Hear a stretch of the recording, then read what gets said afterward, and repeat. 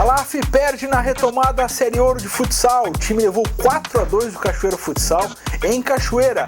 Inter conta com o retorno de Valdívia para confronto contra o Santos no final de semana. E o Grêmio, sem dúvidas, está confirmado para a partida de amanhã contra o Avaí em Florianópolis. É agora no Papo de Boleiro.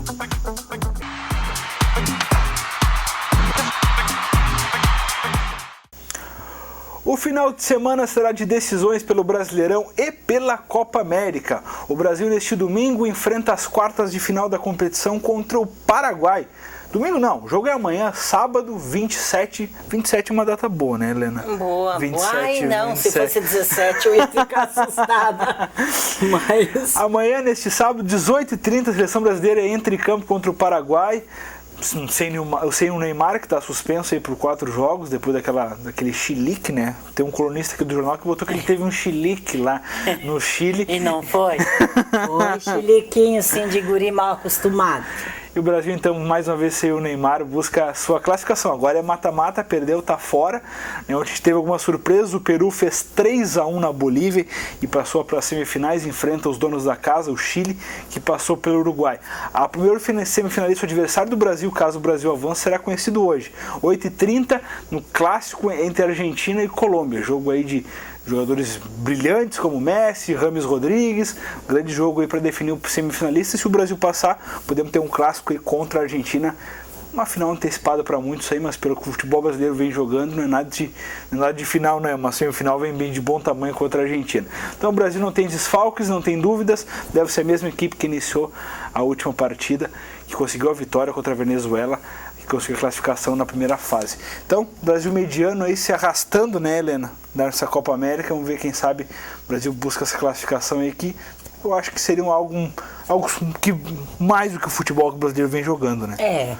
A gente tá indo mais no nome, né?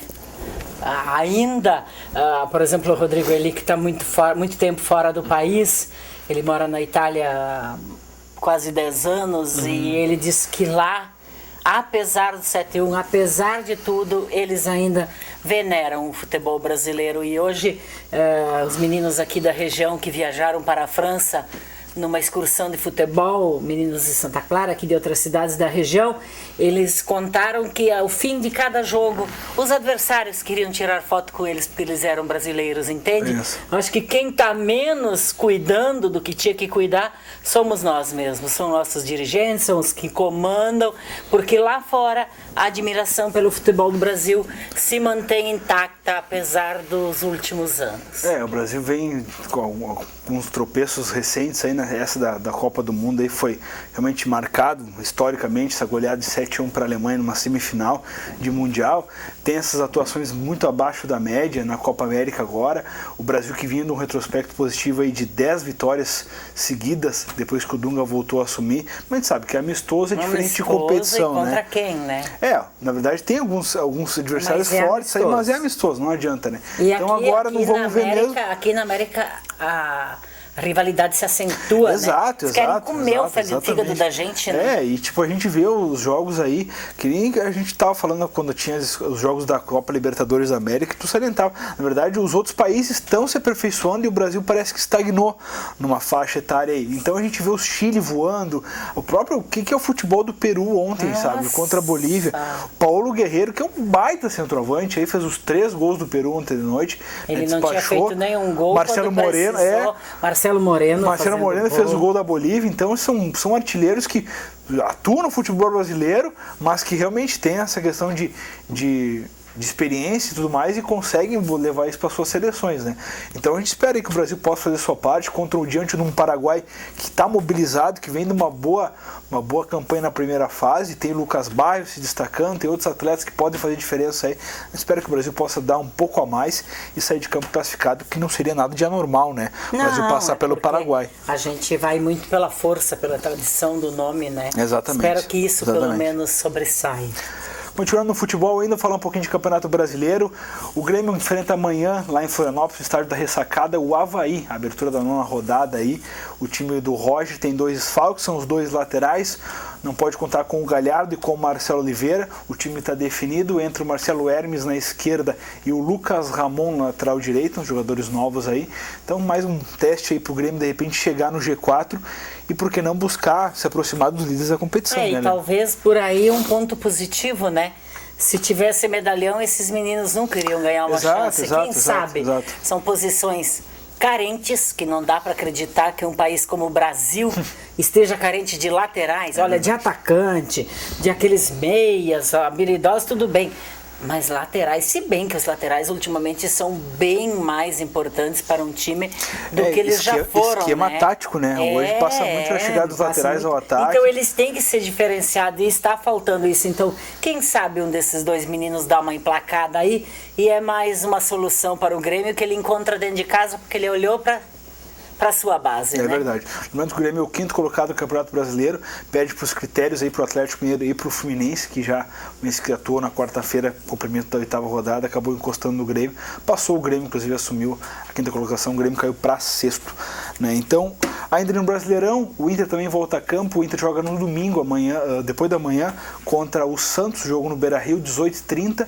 Lembrando que o jogo do Grêmio é às 4 da tarde amanhã, tá, torcedor? O Inter, então, em 18h30 do domingo, tem retorno de jogadores importantes. O Inter conta com a volta do Lisandro Lopes, do Nilmar, do Anderson, do próprio Valdívia, do D'Alessandro. Então, é um Inter um pouco mais encorpado. Meio time. O Inter um pouco mais encorpado. Momento, né? Exato. Bom momento, tá precisando, né? Muito pertinho ali da zona de rebaixamento. E tá deixando o pessoal da frente desgarrar, né? Mas eu acho que agora a preocupação principal aí, porque tá muito pertinho, né? E tem time muito fera ali na parte de baixo, então não dá para facilitar. O Cruzeiro, um time que é tá o momento certo para reagir. Momento certo para reagir. Que bom que voltam todos esses jogadores. Voltam, tem esses retornos importantes. O único que fica no departamento médico dos titulares ainda é o Juan e o Sacha. O Juan é dúvida, inclusive, para o jogo contra o Tigres, aí na semifinal da Libertadores. E o Eduardo Sacha deve voltar ao decorrer da próxima semana já a treinar com o grupo, ficando apto já para o outro final de semana. Então volta meio time aí do Inter. O Inter enfrenta o Santos, que também é um time que vem em ascensão aí, vem com uma boa campanha. Duelo complicado no Beira-Rio, no momento, mas como tu disse, esse pessoal voltando, eu acho que dá um outro ânimo pro grupo, time, né? É outro time. O Inter pode Inter. O Inter pode chegar, o Inter que tem 10 pontos, está na 12ª colocação, 14ª colocação, desculpa, e pode dar uma desgarrada, porque agora ainda é muito pouco ponto que difere, então uma vitória coloca o time lá mais para cima, 8ª, 7ª colocação. Então vamos aguardar isso de Campeonato Brasileiro que a gente tem pela frente. Helena voltou do Lajadense há pouco, alguma novidade de lá? A novidade é o retorno do Ramon.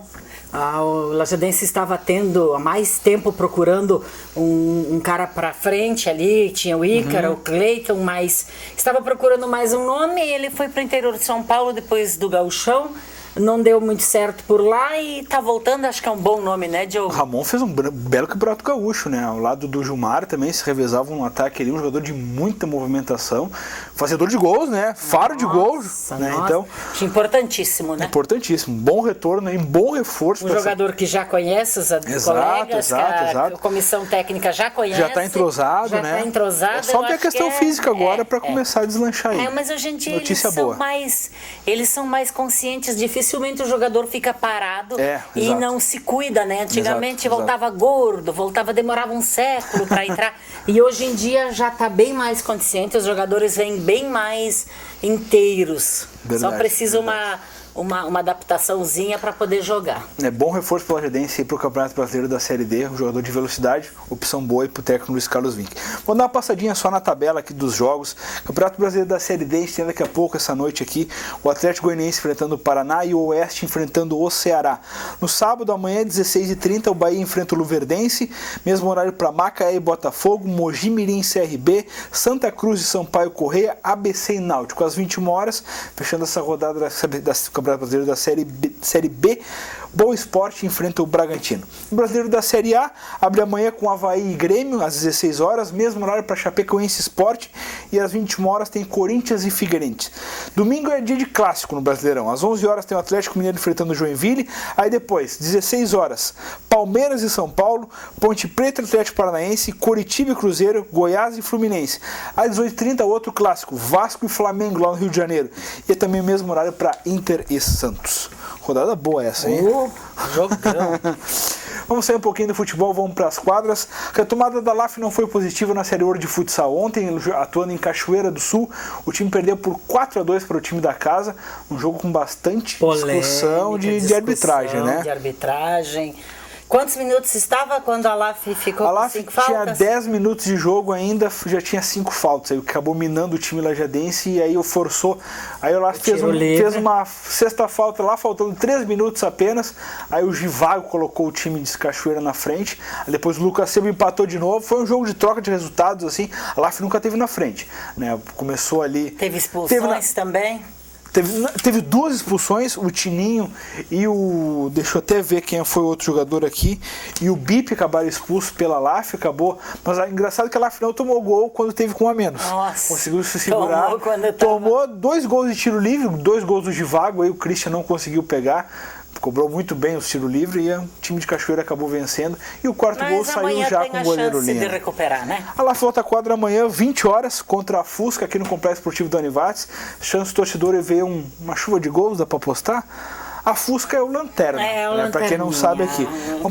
Vamos dar uma passada na classificação. A CBF, depois dessa rodada aqui, a CBF assumiu a liderança, tem 27 pontos, mesmo número de pontos da ACIF lá de Ibirubá. A Soeva aparece em terceiro com 25, a Soeva atropelou ontem a SAF, fez 6-2 no time de Santa Cruz. Tem impressão minha, Diogo, te interrompendo, o futsal gaúcho deu uma enfraquecida? Deu. Eu acho que deu, Helena. Eu acho que, na verdade, mais Sananduva, Atlântico, exato. A GSL esteve risco de não participar. Alguns times tradicionais estão longe, né? A gente olha, por exemplo, a gente conhecia, né? Na verdade, eu acho que talvez o próprio Sananduva é uma carência, a própria SAF, a gente sabe que tem problemas financeiros. A GSL é vice-lanterna, o América de Itapera que fez uma boa campanha no ano passado. Isso aí são questões de temporadas, final, né? Sim, chegou, foi bastante longe.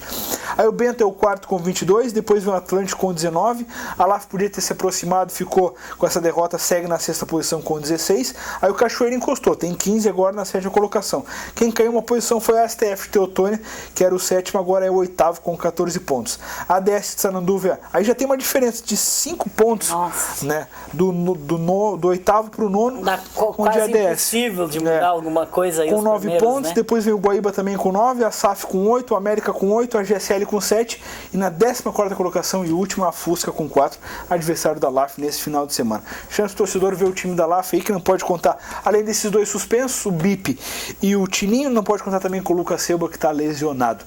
Acho que é uma boa chance aí para a LAF se recuperar na competição e já engrenar pensando até na Liga Nacional, né? Papo de Boleiro fica por aqui, voltamos segunda-feira com mais informações, de repente torcendo uma classificação do Brasil na Copa América, com os resultados do Campeonato Brasileiro e quem sabe com uma vitória da LAF na Série Ouro. Um abraço, até mais. Até lá.